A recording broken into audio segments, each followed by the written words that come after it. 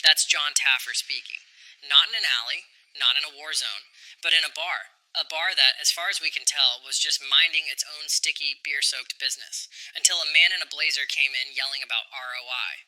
Welcome to Bar Rescue, where emotional breakdowns meet bottle service, where struggling bar owners call for help, and instead receive a volcanic dose of shame therapy delivered by a man whose blood type is probably Red Bull.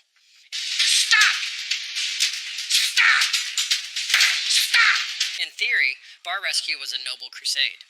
The premise: John Taffer, nightlife savant, human foghorn, and certified eye bulger, saves failing bars with experience, insight, and volume. Think kitchen nightmares, but with less foie gras and more bodily fluids. Every episode promised a transformation. A filthy, failing dive bar would be reborn, like a phoenix rising from a pile of fruit flies and broken POS systems. Taffer would storm in, screaming, "Shut it down," then lecture the staff with lines like, "I embrace solutions, not excuses." You know that he's touching raw chicken with his hands and then grabbing salad? Before performing a $20,000 makeover that somehow fixed years of negligence, trauma, and unpaid taxes. And for a while, we ate it up. Because deep down, we all wanted to believe that one angry man and a new drink menu could turn failure into triumph. That any lost soul behind a sticky bar could be saved, if only someone screamed at them hard enough. But as the seasons dragged on, the cracks began to show. Literal cracks in the walls, metaphorical ones in the premise. The drama got messier, the transformations more hollow, and the savior complex increasingly absurd. This isn't just a show about fixing bars. It's a masterclass in reality TV fakery, masculinity as branding, and what happens when your hero turns out to be yelling mostly for the cameras. Let's talk about Bar Rescue. And let's do what John Taffer never actually did. Look past the surface. Does he know how much money he's losing?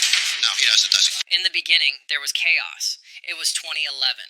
America was clawing its way out of a recession, the craft beer trend was exploding, and cable TV was still pretending to be culturally important. Into this arena stepped Bar Rescue, a show that promised to save failing bars with the help of one very angry man.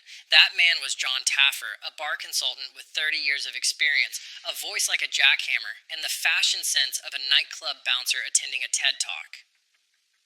Taffer wasn't just any industry veteran. He'd helped create the NFL Sunday Ticket, ran dozens of successful venues, and reportedly once increased revenue by reconfiguring the placement of a dance floor. He was, in his words, the Gordon Ramsay of bars, except louder, and somehow more confident. When Bar Rescue premiered on Spike TV in July 2011, it didn't just offer renovations, it offered redemption. The first episode featured a bar in Las Vegas called Angels, which had all the charm of a DMV on St. Patrick's Day. Taffer came in, analyzed the operation like a military general, screamed a little, and left the place transformed. The audience? Hooked. By season 3, Bar Rescue was pulling in nearly 2 million viewers per episode. That's not just good for cable. That's drunk uncle at Thanksgiving levels of attention. Taffer became a meme, a brand, and, to many bar owners, a last desperate hope. And you're surrounded by failure that's so easy to fix. It's so easy to tell him to quit. Spike TV leaned in hard, ordering more episodes and eventually building a whole identity around the show's aggressive swagger. Taffer himself wasn't just fixing bars. He was selling books, giving keynotes, and introducing the world to such life-changing concepts as the butt funnel, a real term Taffer has used for years to describe a bar layout feature designed to increase interaction by controlling the flow of people. Yes, really. He's defended the concept in multiple interviews. And the viewers? They loved it. Because nothing says American Dream like a dude yelling, "I'm here to save your bar," while a grown man weeps over spilled margarita mix. 3 days after I fix it, and then you tell me what you think, okay? It was success, spectacle, and savior complex, all shaken, not stirred. It started with a flirt. In 2014, Bar Rescue aired an episode titled "Don't Mess with Taffer's Wife." The premise: John's wife Nicole goes undercover at a Vegas bar, and the owner, Paul Dr. Wilkes, flirts with her. Cue Taffer exploding like a Mentos in Diet Coke. He storms in, throws a drink in Wilkes' face, and delivers the kind of chest-thumping monologue that makes Jersey Shore look like Downton Abbey. Iconic episode? Absolutely. But then came the lawsuit. Wilkes claimed the entire thing was staged. Court documents allege that during casting, producers told him extreme and inappropriate behavior would boost his chances of being picked. He even received text messages instructing him to hit on Nicole hardcore. Allegedly, the drink toss, the rage, the whole meltdown, pre-planned. Wilkes also said he was physically grabbed, spit on, and screamed at, and he sued for assault, fraud, and emotional distress. The case was settled quietly. The episode disappeared from regular reruns and streaming. Online reports have claimed it remained for sale on some digital platforms at various times, though availability has varied. Suddenly, Bar Rescue wasn't just loud reality TV, it was possibly scripted reality TV, and viewers began to notice. Then came the online sleuths. Reddit threads and YouTube breakdowns appeared, dissecting continuity errors, bartenders wearing different clothes mid-shift, or candid moments magically filmed from 3 camera angles. The internet's verdict? Maybe John Taffer wasn't just spontaneously throwing tantrums, maybe he was doing takes. Do you always have an attitude like this? Like what? Then came the headlines that weren't scripted. In 2013, bar owner Chris Farrell, whose venue, the Pit and Barrel, had been rescued, shot and killed a country musician in his bar. The episode was set to air that same weekend, and due to a scheduling mistake, it briefly aired at 3 a.m., showing a cheerful makeover of what had just become a crime scene. Spike pulled it from rotation, and Farrell was later sentenced to 20 years in prison. It was reality TV colliding with actual reality, and the collision was ugly. The lawsuits weren't just from bar owners. In 2016, former employee Song Han Wong sued Taffer, alleging he was pushed out to make room for young, attractive women. Wong, who is Asian American, also alleged racial discrimination. The case didn't make many headlines. Beyond the trade press, and its outcome wasn't widely reported, but it added another crack in the guru image Taffer had built. And then there was mezcal. During a press interview, Taffer confidently claimed that mezcal, like tequila, came from hallucinogenic plants such as mescaline, which for anyone keeping score at home is wrong. Mezcal and tequila are agave distillates. Mescaline is a psychedelic compound from peyote, a cactus. They are about as similar as a margarita and motor oil. Bartenders online reacted with the speed and venom of a bad Yelp review. Memes compared Taffer to flat earthers. A Facebook group popped up, Bartenders Against John Taffer. Thousands joined, mocking his terminology, his oversimplified business advice, and his apparent gaps in bar industry knowledge. To them, Taffer wasn't a guru. He was a guy selling TV drama with a garnish of bad science.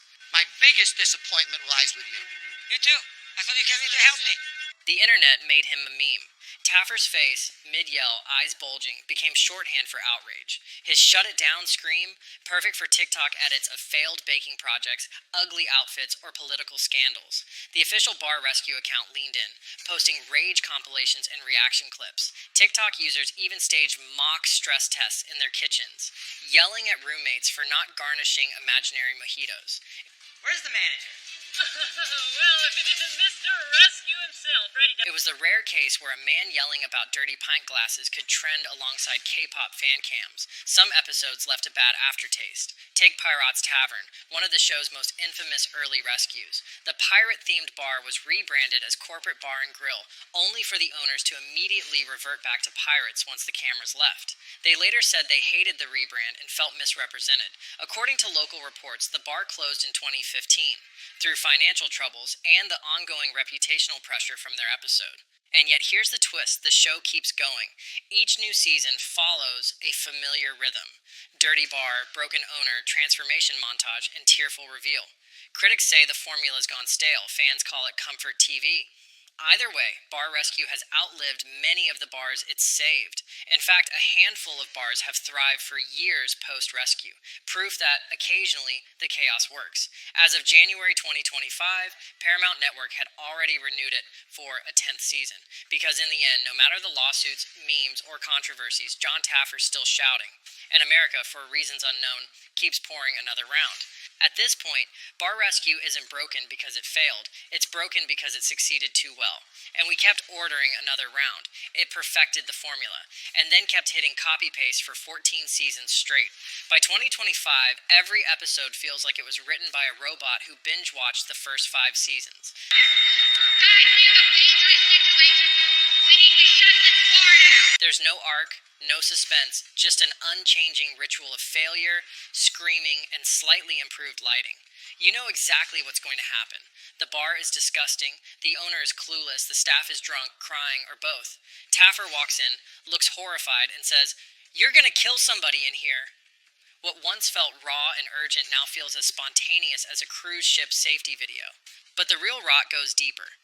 The numbers don't lie. According to mid-show statistics, nearly half of the bars rescued still closed, and many of those that stayed open quietly reversed Taffer's changes. New names, switched back. Menus, tossed. Butt funnels, removed. Because Bar Rescue was never really about helping bars. It was about helping Taffer. Every bar makeover doubled as a brand extension. A new cocktail menu featuring his own Taffer mixologist line, walls painted in Taffer gray, and promotional signs that looked like Instagram ads for a pyramid scheme.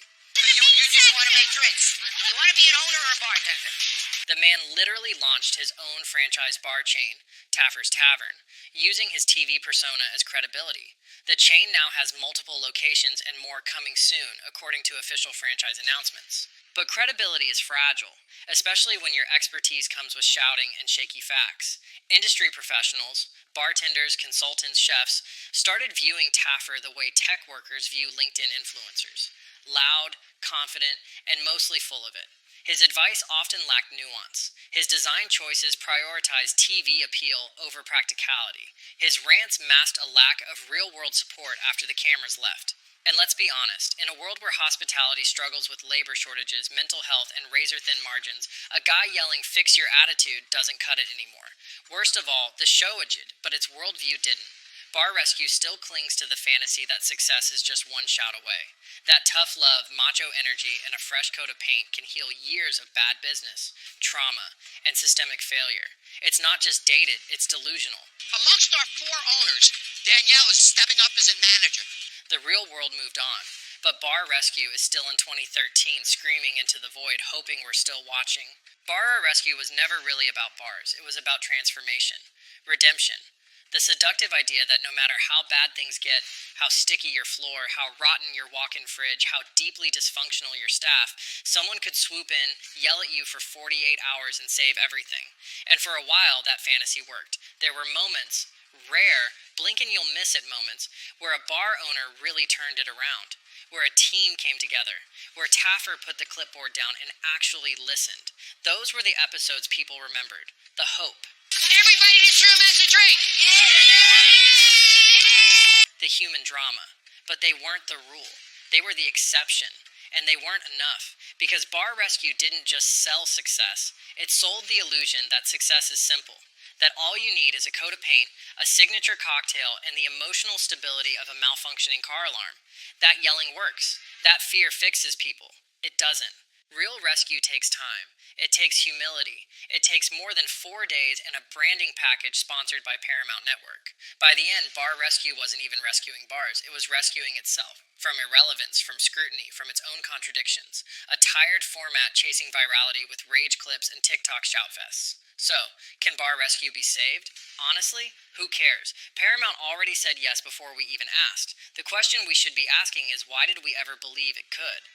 Like and subscribe, and tell us in the comments, what would you rename Pirates Tavern? Hint, Shut It Down and Grill is already taken.